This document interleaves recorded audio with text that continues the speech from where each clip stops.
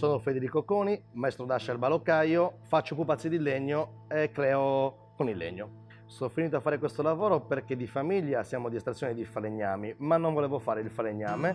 Mi piaceva fare giocattoli e pupazzi di legno, non sapendo a chi dovevano essere inizialmente rivolti. Poi ho iniziato a provare e quello sto facendo. Nasco come, non tanto burattinaio perché i miei non sono burattini, ma sono sempre stato affascinato dal mondo di Pinocchio. Tant'è che anche il mio negozio si chiama Pinocchieria proprio per rendergli un tributo.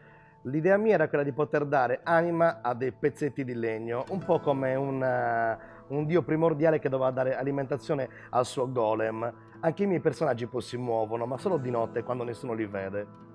Fare l'artigiano è dare forma alle proprie idee. Per fare l'artigiano e dare forma alle proprie idee bisogna padroneggiare la tecnica e la maestria. Senza di queste due opzioni non si possono dare forma alle proprie idee. L'artigiano, quello con la maiuscola, dà forma alle proprie idee. Adesso si fa passare praticamente il concetto che l'artigiano deve eseguire quelli che sono i dettami dei designer e degli architetti e a questo punto perde il suo essere artigiano e diventa un operaio.